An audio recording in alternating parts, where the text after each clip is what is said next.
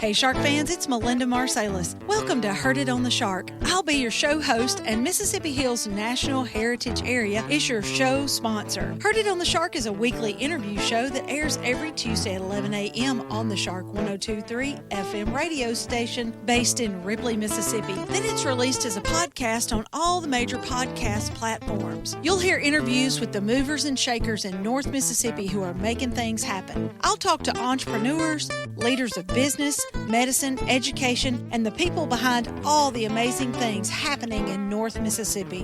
When people ask you, how did you know about that? You'll say, I heard it on the Shark. Heard It on the Shark is brought to you by the Mississippi Hills National Heritage Area. We want you to get out and discover the historic, cultural, natural, scenic, and recreational treasures of the Mississippi Hills that are right in your backyard. And of course, we want you to take the Shark 102.3 FM along for the ride.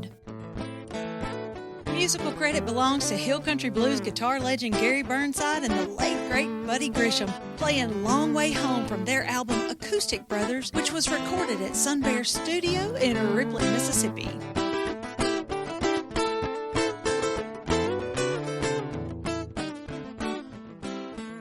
This program was recorded at Sun Bear Studio in Ripley, Mississippi. Hey Shark fans, it's Melinda with another episode of Heard It on the Shark. And today in Sun Bear Studio, I have one of our great sales executives, Haley Hurt, in the studio with me because we talk about a lot of serious stuff all the time on Heard It on the Shark. And today I thought we'd have a little bit of fun and talk about gardening tips. So Haley, thanks for taking a break from sales to come in and talk about our fun pastime of gardening. You are welcome. You know I do love to garden, and I think you enjoy the same hobby, so maybe we've got some listeners out there that do as well. Who taught you to garden? My parents and grandparents probably are going to say they tried, but I didn't really care to learn. I just had the time and the want to and just kind of went all in last year. I know they say you can't learn everything from books, but you can learn enough to learn what not to do from books and podcasts and YouTube videos, a multitude of places. And I would say to all the parents out there who have kids that roll their eyes at things like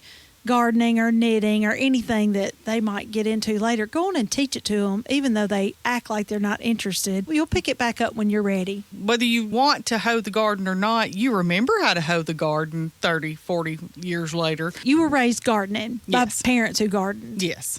Okay, let's talk about, it's February, so it seems a little bit ridiculous to garden, doesn't it? Yes, but if you're going to do your own starts, now's the time for a lot of them because we're 6 to 8 weeks out, depending on if you trust ChatGPT or the Old Farmer's Almanac, from our last frost date, and that's when you get your seedlings started. I know that you start from seed, and I don't. I wait. I'm either lazy or behind schedule all the time. I don't know which one it is, but I have always just run to a store and bought flats of plants that are 5 or 6 inches tall. That's where I go, April 16th. And I get out there and put them out there on that day. So tell me your method. This is really only my second year of starting my own seeds. I had varied results year one, but year two, I've kind of took what I learned last year, successes and failures. It's mostly on the temperature of your soil. So I did get one of those nice little $30, $35 seed starting kits from Amazon. And then I've added to, as I've learned more about the process. I'm kind of a jump 2 feet first in and then kind of figure it out as I go type person. And I just like it because you get so much more variety. Because yesterday I actually did my very first seed starts of the year. I only used 4 trays, 12 little seed spots in each. I did 7 varieties of tomatoes and 4 varieties of peppers. And you can get a pack of seeds that have 20 to 25 seeds in them for $2 online, or you can spend a little bit more and go to Walmart or Tractor Supply or even the local co-op because I want to try everything. So you order a big variety of things and just plant like 3 or 4 little egg cartons full of one particular thing. Right, that's exactly what I did. I did 2 kinds of cherry tomatoes, 2 kinds of canner tomatoes, a San Marzano and a Roma, and then I did 3 types of slicer tomatoes. And then on my peppers, I did a bell pepper, a cayenne, a jalapeno, and a pepperoncini. And did you do all of those last year as well? No. Only ones I grew last year were one variety of my cherry tomatoes. And I did the bell peppers as well. Everything else has been new to this season.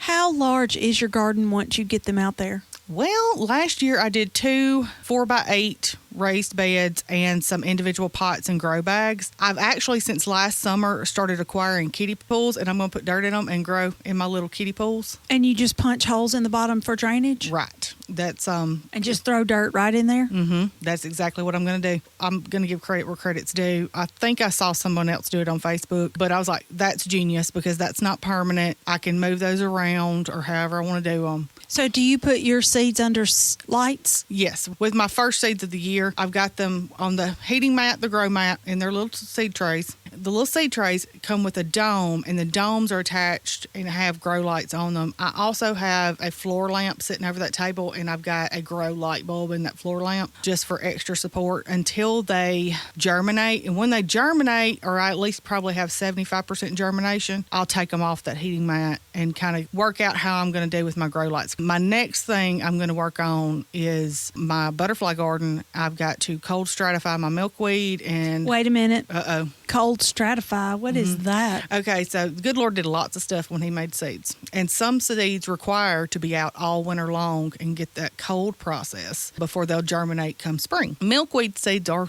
some of the ones that require cold stratification. Now, we as people have figured out ways to... Trick it? Yeah, trick it. And that there's like two ways that I've really kind of read about online. I'm going to go with the refrigerator and a paper towel method. So I'm experimenting with my cold stratification. Other people have said you can just scatter them out during the winter, like on the ground, and then they'll just pop up as you go. But that just feels a little too willy-nilly to me. Like food for birds? Yes, because I have lots of birds. Let's just say that you have a bumper crop this year. How do you put your garden up? Okay, so last year I acquired everybody's extra freezers in my garage. So I've got all these extra freezers, and I froze stuff and I cooked stuff down anyway. I froze it because I didn't know how to can, and like I could figure this out if I had to, but I didn't have that extra stuff, and you'd have to deal with my mama, and I make it a point never to deal with my mama. So I put it in the freezer. Then we had this ice storm come in January. You could ask anybody who knows me. I was having a FIT fit about whether my freezers were to defrost and I was going to lose everything. I don't care if we've got power in that house or not. Bring me the generator. We're plugging up deep freezes. So that's what we did. I've lost very little. I did lose some, but not a lot. This year, I'm going to deal with my mama, and we're going to can. You've been freezing your vegetables, but you may have to go back to canning a little bit more. Yes, we're going to go back to canning. I have bought cookbooks and stuff and just learn the processes. So I'm not going into it completely blind, but I've never did it on my own, with the exception of I did water bath can some apple butter right around Christmas time as an experiment because I had leftover apples. So I did get that pot and dealt with my mama to get it. I've talked to her about pressure canning. She's wary about that because my dad's wary about that. People have been doing it forever. It can't be that difficult. But, just the processes of all that to learn to can. I did hear, for the ease of convenience, we've lost all kinds of knowledge over one generation of how to survive, basically, from canning, growing your own food, growing your own flowers, knitting, crocheting, sewing, all these things. And it really resonated with me. So I was like, okay, I can figure this stuff out for the most part. I may never be as good at it as the ones who came before me by all stretch of the imagination, but I can figure something out. Okay, well, maybe we'll just do a series on this, and it'll be you and me learning how to survive like the old days. Good luck to us.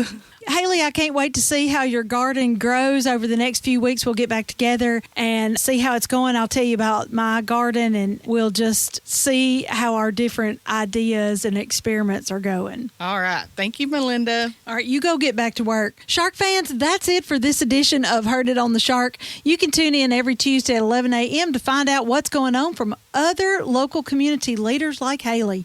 If you have a question, comment, or suggestion for an interview or access to this interview, go to our website, shark1023.com, and click on the podcast tab.